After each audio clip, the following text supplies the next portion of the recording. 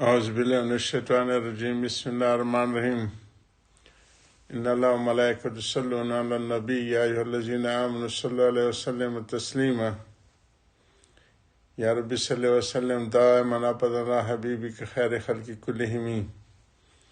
حضرت کے آج نئے واعظ کا سلسلہ شروع کر رہے ہیں، الصبر بالصبر۔ یہ واعظ 2 محرم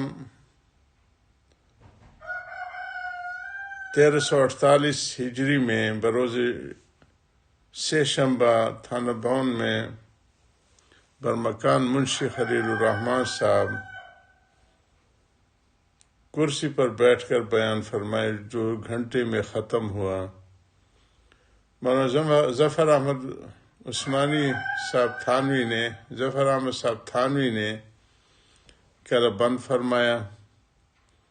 حاضرین کی تعداد 50 کے قریب تھی۔ الحمدللہ نحمدہ ونستعینہ ونستغفرہ ونؤمن بہ ونتوکل علیہ ونعوذ باللہ من شرور انفسنا من سیئات اعمالنا ومن یہد اللہ فلا مضل له ومن یضلل فلا ہادی له ونشهد ان لا الہ الا اللہ وحدہ لا شریک له ونشهد ان سیدنا ومولانا محمد عبدہ ورسولہ وصلی اللہ تعالی علیہ وعلی آلہ واصحابہ وبارک وسلم۔ اما بعد فاعوذ باللہ من الشیطان الرجیم بسم اللہ الرحمن الرحیم وَلِيُبْدِيَ اللَّهُ مَا فِي صُدُورِكُمْ وَلِيُمَحِّصَ مَا فِي قُلُوبِكُمْ وَاللَّهُ عَلِيمٌ بِذَاتِ الصُّدُورِ۔ اور جو کچھ ہو اس کے لیے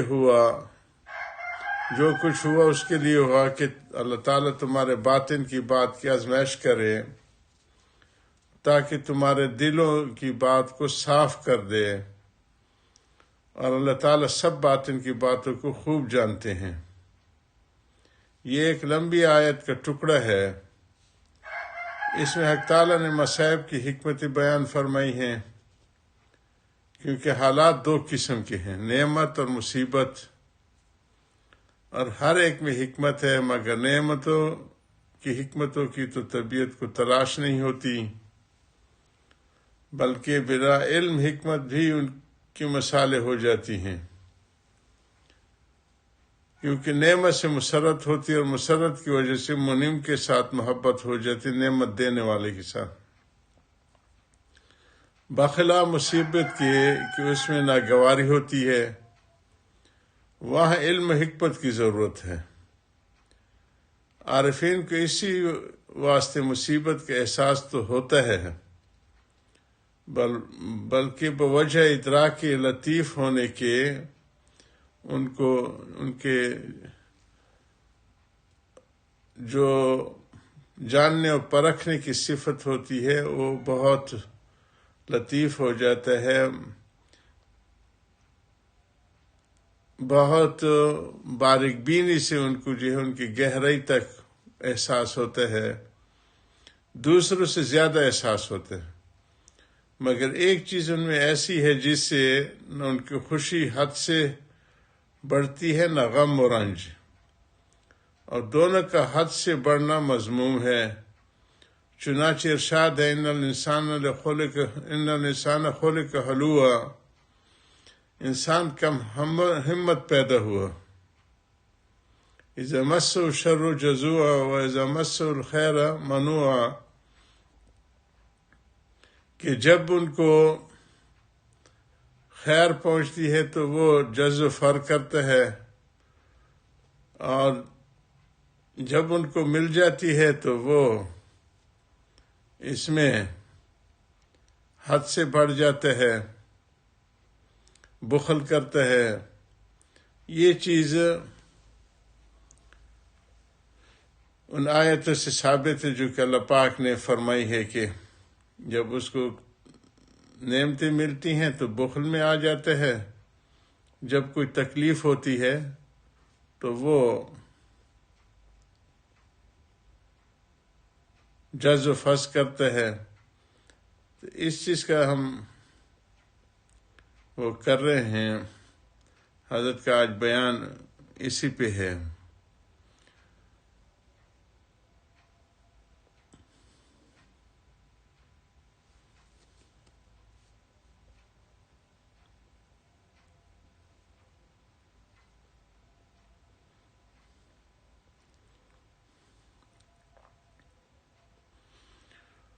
تفسیر اس کی یہ ہے،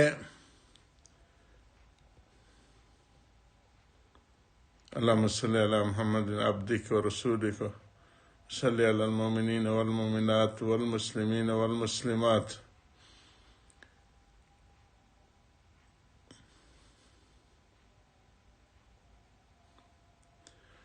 جب اس کو تکلیف پہنچی ہے جو جزو فس کرنے لگتے ہیں، اور جب اس کو فارغ البالی ہوتی ہے تو بخل کرنے لگتے ہیں۔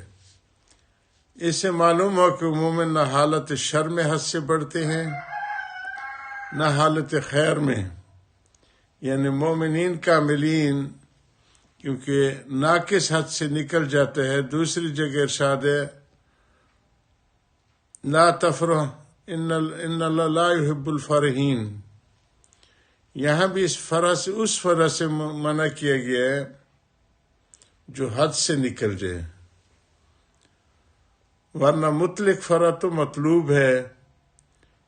چنانچہ ارشاد ہے کل بفضل اللہ وبرحمتہ فبذلک فلیفرحوا، کہہ دو اللہ تعالیٰ کے فضل و رحمت سے ہی خوش ہوں۔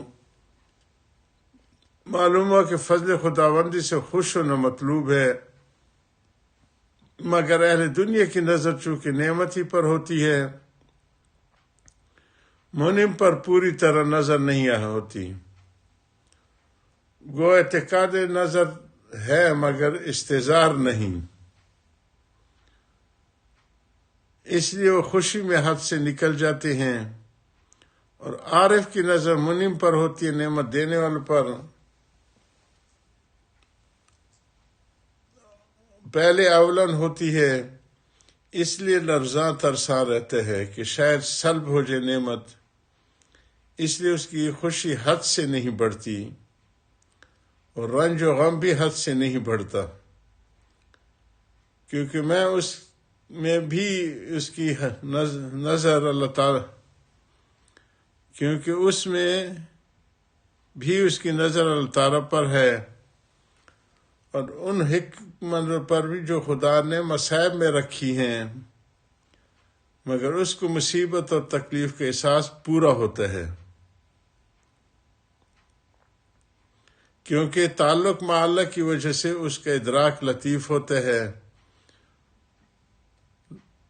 اس لیے حضرات انبیاء کو ہر چیز کامل ہوتی ہے، کبھی قوا زہرا قوت جو ظاہری قوت بھی، اور قوا باطنہ بھی، اور باطن کی قوت بھی۔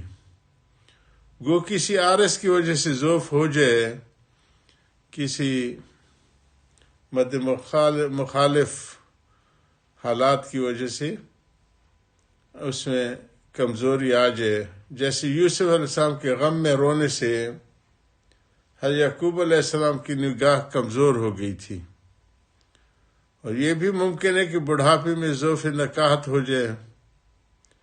اس لیے عارف کی خوشی بھی سچی خوشی ہوتی ہے، جیسے بچوں کی خوشی ہوتی ہے، بخلاف اہل دنیا کے کہ ان کی خوشی سچی نہیں ہوتی، کیونکہ ان کے دل کو علائق کی دنیا کی وجہ سے پورا چین حاصل نہیں، اس لیے خوشی کا بھی پورا احساس نہیں ہوتا، اور جب مصیبت آتی ہے تو اہل دنیا کا دل بیٹھ جاتا ہے۔ وَإِن مَسَّهُ الشَّرُّ فَيَئُوسٌ قَنُوطٌ، اگر ان کو تکلیف لاحق ہوتی ہے تو نا امید ہو جاتے ہیں۔ عارفین کا دل نہیں بیٹھتا، وہ کسی مصیبت میں مایوس نہیں ہوتے، کیونکہ ان کی نظر مصائب کی حکمتوں پر ہے۔ آخر دعوانا الحمدللہ رب العالمین.